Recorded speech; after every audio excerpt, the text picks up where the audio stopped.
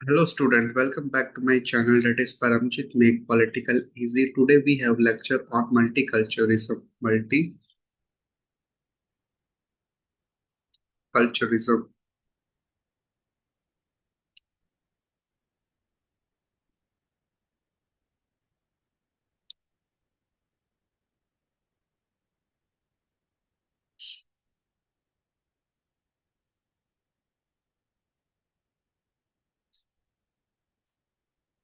इसको हिंदी में बोलते हैं बहुसंस्कृतिवाद। बहु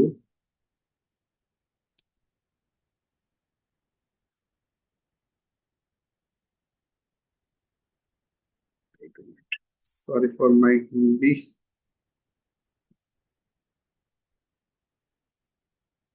बहुसंस्कृति संस्कृत बहुत ओके। इसको हिंदी में ही बोला जाता है ओके।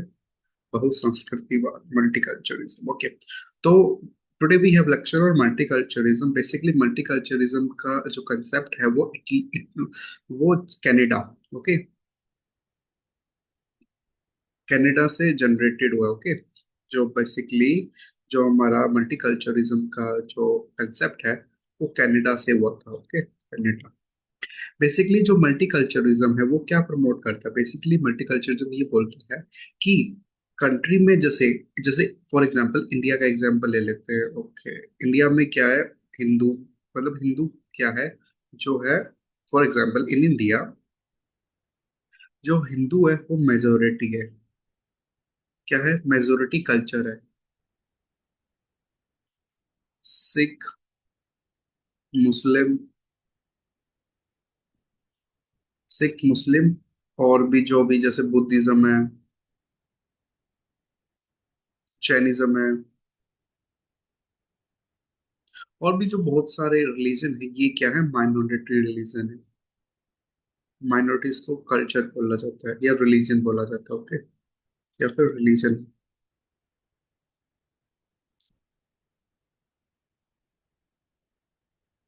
तो स्टूडेंट बेसिकली जैसे जो मल्टीकल्चरिज्म है वो क्या बोलता है? से इंडिया इंडिया में क्या है? Hindu minority culture, majority culture है, और बाकी जो सिख मुस्लिम बुद्धिज्म जैनिज्म ये क्या है? माइनॉरिटी कल्चर है। यहाँ पर जो बेसिकली मल्टीकल्चरलिज्म ये बोलता है कि मेजोरिटी क्लास क्या करती है? माइनॉरिटी क्लास के कल्चर को डिप्रेस करना चाह करती है। तो तो उसको रोकने के लिए मल्टीकल्चरिज्म आया, बहुत संस्कृतिवाद। पर इंडिया में, इंडिया क्या है? इंडिया एक सेकुलर स्टेट है।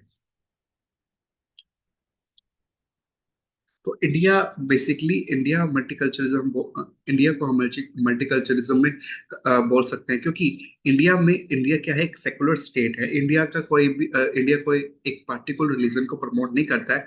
ऑल दो इंडिया इंडिया में हर रिलीजन को फॉलो किया जाता है, और साथ साथ में जो माइनॉरिटी इंटरेस्ट है वो मेजोरिटी इंटरेस्ट जो सॉरी जो मेजोरिटी मेजोरिटी कम्युनिटी है, मेजोरिटी जो रिलीजन है वो माइनॉरिटी के इंटरेस्ट को सप्रेस नहीं करती है। तो बेसिकली इंडिया को भी हम मल्टीकल्चरिस्ट स्टेट बोल सकते हैं।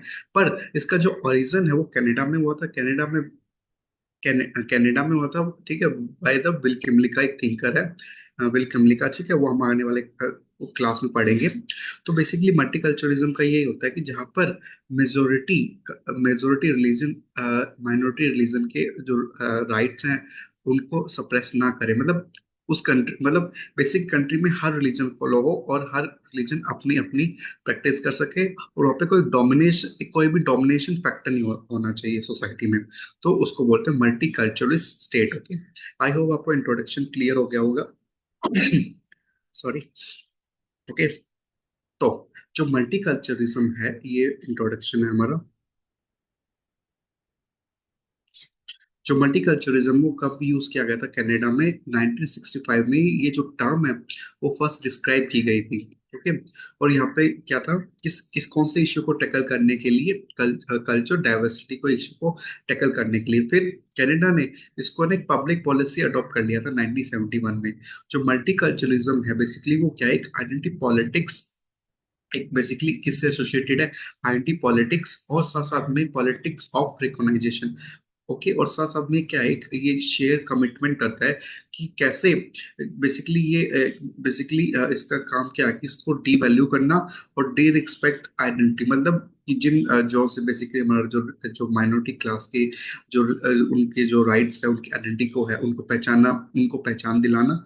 और साथ साथ में क्या है, जो डोमिनेंट पैटर्न, उनको रिप्रेजेंटेशन उनको रिप्रेजेंटेशन दिलाना, उनको कम्युनिकेशन का माध्यम दिलाना। ठीक है, जो क्या है मार्जिनाइज सेंटर ग्रुप है, जैसे माइनॉरिटी क्लास है, उनको बेसिकली क्या, उनको जो है ये जैसे उनको पॉलिटिक ऑफ रिकॉग्नाइजेशन मिलता, मतलब कहने का मतलब उनको रिकॉग्नाइजेशन नहीं मिलती सोसाइटी में, उनको रिस्पेक्ट नहीं की जाती, उनको पहचान नहीं है। तो बेसिकली ये जो मल्टीकल्चरलिज्म है, इसको एक पब्लिक पॉलिसी इसको एक पब्लिक पॉलिसी अडॉप्ट किया 1971 में कनाडा में, ताकि जो माइनॉरिटी इंटरेस्ट है वो भी प्रमोट हो सके। ठीक है, उनकी भी जो राइट्स हैं वो भी स्टेट उनको क्या है ग्रांट कर सके, ताकि वो भी अपने राइट्स, अपने रिलीजन को फॉलो कर सके।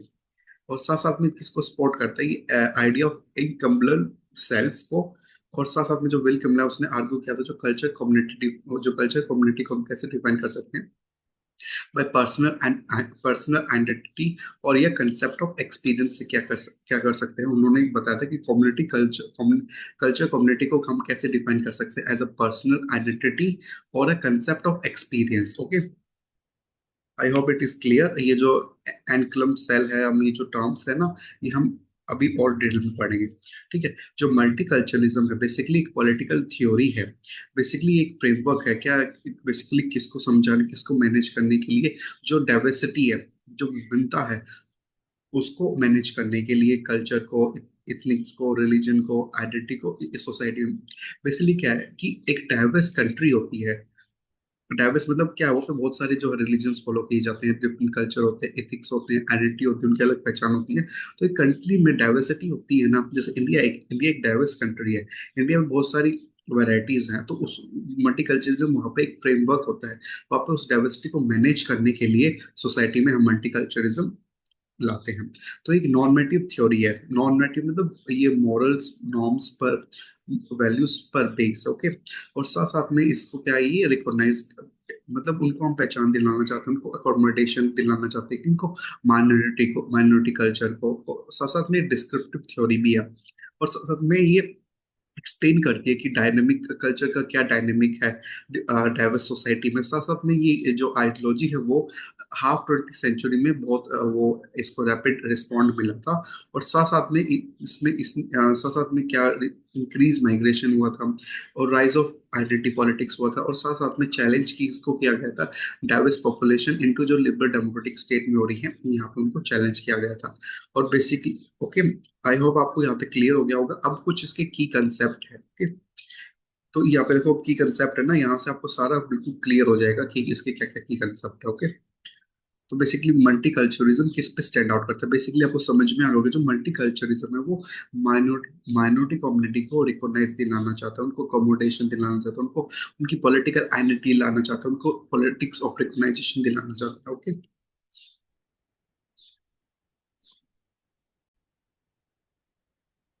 तो स्टूडेंट देखो, फर्स्ट हमारा जो की कंसेप्ट क्या है, कल्चर रिकॉग्नाइजेशन। मतलब कल्चर रिकॉग्नाइजेशन का मतलब क्या है, जो मल्टीकल्चरलिज्म है वो आर्ग्यू क्या करते हैं कि एक इंडिविजुअल की पहचान किससे मिलती है, कि कौन एक इंडिविजुअल की पहचान देता है, कल्चर ग्रुप। ओके, और कल्चर ग्रुप बेसिकली कौन से कल्चर से बिलोंग करता है। ठीक है, उसकी कल्चर की क्या एफिलिएशन है, जो उसकी कल्चर को क्या पब्लिक ने रिकॉग्नाइज किया है, उसको रिस्पेक्ट किया है। ठीक है, तो छोटा सा एग्जांपल है, जैसे एक इंडिविजुअल है, वो हिंदू या सिख कम्युनिटी से बिलोंग करता है। ठीक है, तो सिख कम्युनिटी क्या है, माइनॉरिटी है। ठीक है, तो इसमें माइनॉरिटी मेजोरिटी का कोई कंसेप्ट नहीं है। इंडिविजुअल की पहचान किससे होती है, इंडिविजुअल की पहचान जिससे जैसे जैसे पब्लिक कम्युनिटी ने रिकॉग्नाइज कर रखा है दैट ये जो पार्टिकुलर ग्रुप है, ये हिंदू ग्रुप है, पार्टिकुलर ग्रुप है, ये सिख ग्रुप है।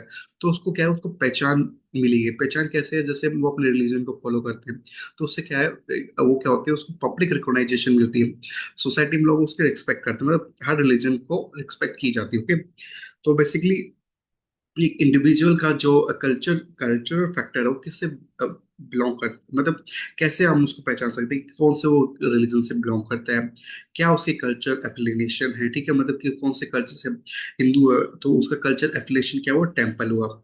सिख का कौन सा जो कल्चर एफिलिएशन हुआ, किससे जुड़ा है, मतलब एसोसिएशन किससे, गुरुद्वारा, ठीक है। बेसिकली ये और साथ साथ में पब्लिक रिकॉग्नाइजेशन है, और उस साथ साथ में जो पीपल है वो उसकी मतलब हर रिलीजन की रिस्पेक्ट कर रहे हैं, ठीक है। और ये जो मल्टी कल्चरलिज्म है वो क्या बिलीव करता है कि हमें सबको बराबर ट्रीट करना चाहिए, ऐसा लिबरल इंडिविजुअल बोलते हैं। और साथ साथ में ये सजेस्ट करते हैं कि भी जो डिफरेंस हैं, इनएडिक्वेट्स हैं, हम इनको एड्रेस करना चाहिए। साथ साथ में हमें जो है माइनॉरिटी ग्रुप के राइट्स को भी रिप्रेजेंटेशन देना चाहिए, उनकी उनको भी ये जो वो इश्यूज फेस कर रहे हैं कि उनको रिकॉग्नाइजेशन नहीं मिल रही है, हम उनको रिकॉग्नाइजेशन प्रोवाइड करें, ओके। फिर एक ग्रुप राइट, ग्रुप राइट क्या होता है, जैसे ट्रेडिशनल लिबरलिज्म क्या बोलते हैं, फोकस किस पे करते हैं, इंडिविजुअल राइट्स पे फोकस करते हैं। और जो मल्टीकल्चरलिज्म है वो किसको फोकस करता है, group differentiate right. Group differentiate rights का मतलब क्या होता है कि ये कुछ लीगल एक्सेप्शन है जहाँ पे रिलीजियस एकोमोडेशन है, और साथ साथ में कल्चर प्रिजर्वेशन, मतलब कल्चर को प्रिजर्व करना। फॉर एग्जांपल जैसे लैंग्वेज राइट्स हमारे पास, और साथ साथ में जो माइनॉरिटी ग्रुप्स हैं उनको पॉलिटिकल रिप्रेजेंटेशन भी प्रोवाइड करना। मल्टीकल्चरलिज्म ही बोलता है कि हमें क्या करना है, वो ग्रुप डिफरेंशिएटेड राइट को बोलता है। साथ साथ में हमें क्या करना है, लीगल एग्जेप्शन, मतलब लीगल भी कुछ उस पर रूल्स एंड रेगुलेशन होने चाहिए। साथ साथ में हमारा कल्चर को प्रिजर्व भी करना चाहिए, ठीक है। जैसे इंडिया में 22 लैंग्वेज प्रिजर्व है ना, ठीक है, उनको, ओके। और साथ साथ में क्या है, जैसे लैंग्वेज लैंग्वेज राइट्स हैं, ओके। और साथ साथ में क्या है, जो पॉलिटिकल रिप्रेजेंटेशन मिला हुआ है माइनॉरिटी ग्रुप्स को। फिर कल्चर रिकॉग्नाइजेशन वर्सेस एसिमिलेशन। देखो कल्चर रिकॉग्नाइजेशन मतलब आप उस कल्चर को रिकॉग्नाइज कर रहे हो, कल्चर उस सोसाइटी में उस कल्चर की पहचान है, ठीक है। एसिमिलेशन, एसिमिलेशन का मतलब ये क्या होता है कि आपने क्या किया, जो माइनॉरिटी जो कल्चर है ना उसको एसिमिलेट कर लिया, ठीक है, किस में कर लिया, मेजोरिटी में। कहने का मतलब है कि उनको, उनके कल्चर को कन्वर्ट कर दिया आपने, किसमें, माइनॉरिटी कल्चर में। उसको बोलते हैं एसिमिलेशन, मतलब आपने उसको एसिमुलेट कर लिया, अपने अंदर समझ लिया, ओके। और कल्चर रिकॉग्नाइजेशन को क्या बोलते हैं कि आपने उसको, कल्चर सोसाइटी ने उसको रिकॉग्नाइज किया, उसको उसकी कल्चर की उस कल्चर की रिकॉग्नाइजेशन, पहचान है, उसकी आइडेंटिटी है, ओके। फिर जो मल्टीकल्चरिज्म है वो क्या बोलते हैं, एक होता है वो कॉन्ट्रैक्ट्स विद एसिमिलेटिस्ट मॉडल, जहाँ पे क्या होता है कि जो माइनॉरिटी माइनॉरिटी ग्रुप है उनको क्या अडोप्ट, माइनॉरिटी ग्रुप को क्या अडॉप्ट करते हैं, ये वही है कल्चर नॉर्म्स ऑफ मेजोरिटी, मतलब वही है जो मैंने आपको भी बताया कि जो माइनॉरिटी कल्चर है उनको क्या करना पड़ता है, उनको जो मेजोरिटी कल्चर है उनके कल्चरल नॉर्म्स को अडॉप्ट करना, अडॉप्ट करते हैं। तो एसिमिलेट हो गया ना, माइनॉरिटी कल्चर को हटा दिया उन्होंने, उनको क्या फॉलो करना पड़ा, मेजोरिटी कल्चर, ओके।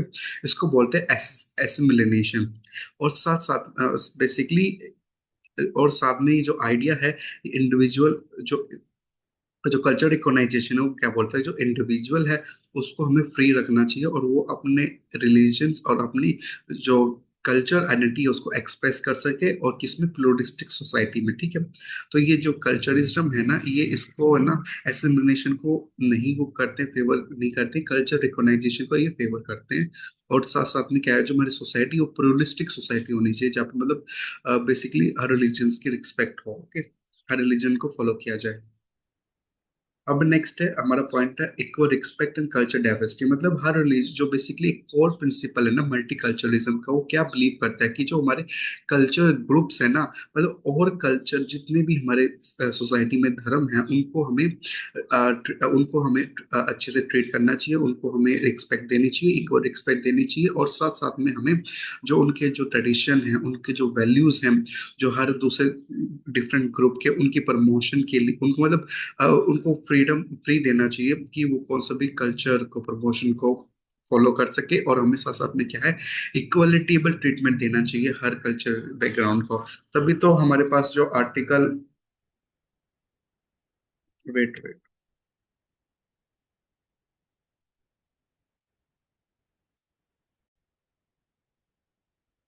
तो तो हम बेसिकली क्या है कि हमें हर जो मल्टीकल्चरिज्म है वो आर्ग्यू क्या करते हैं कि हमें जो क्या है सोसाइटी में हर कल्चर की रिस्पेक्ट करनी चाहिए और हर कल्चर को फॉलो करने के लिए हमें फ्रीडम देनी चाहिए। तभी तो हमारे जो इंडियन कॉन्स्टिट्यूशन है तो उसमें क्या है, राइट टू रिलीजन्स है कौन सा भी मतलब any any one sorry any individual can follow any religion without any state restriction, without any state interfere. Okay. तो अब है कल्चर रिलेटिज्म क्या बोलता है बेसिकली, जो कल्चर सॉरी मल्टीकल्चरलिस्ट है ना, वो क्या आर्ग्यू करते हैं कि सोसाइटी में क्या है, नो वन, बेसिकली ये क्या आर्ग्यू करते हैं कि कोई भी सोसाइटी में एक कल्चर को दूसरे कल्चर पे सुपीरियर नहीं होना चाहिए। मतलब कहने का मतलब है कि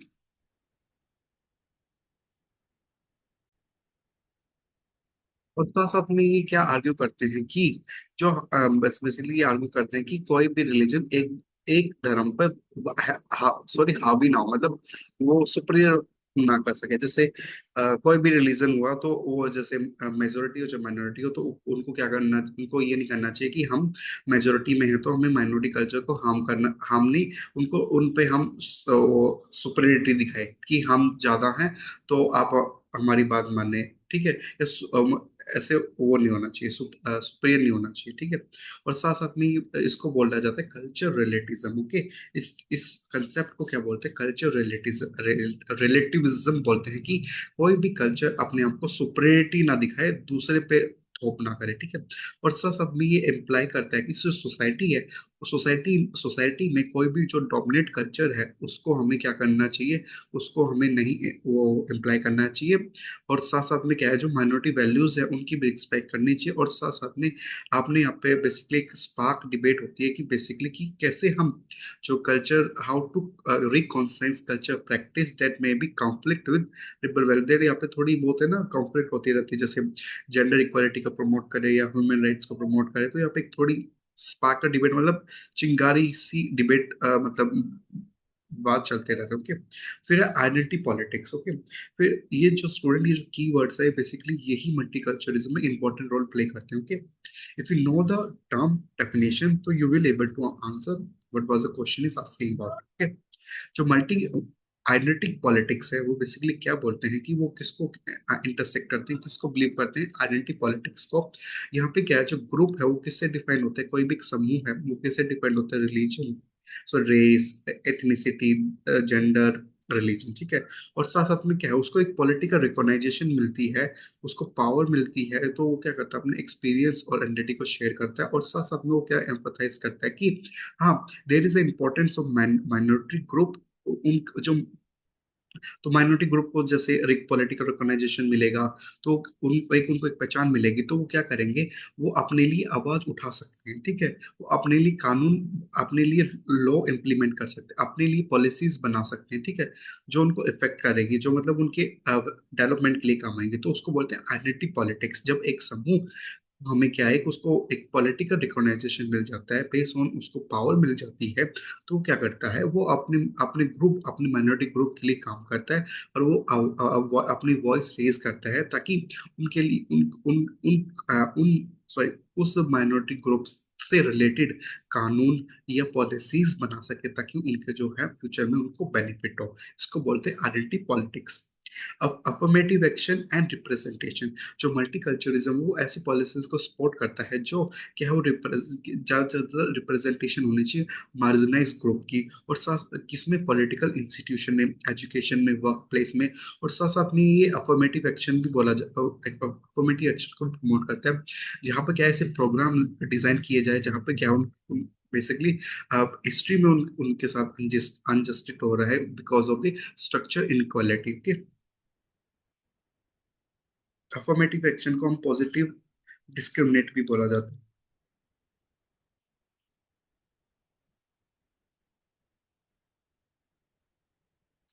क्योंकि हम थोड़ा ऊपर उठ के क्या कर रहे हैं, उनके लिए हेल्प कर रहे हैं, थोड़ा हम बूस्टअप दे रहे हैं उनको, उनको बोला जाता है पॉजिटिव डिस्क्रिमिनेटेड। जैसे जैसे रिजर्वेशन है, एस टीज और जो अदर ओबीसी है, इन कास्ट के लिए क्या है, इनको हम अफर्मेटिव एक्शन बोला जाता है कि थोड़ा सा इनको पुश दे, ताकि ये अपने डेवलपमेंट के लिए अपने आप को, अपनी कम्युनिटी के लिए कुछ काम कर सके। तो उन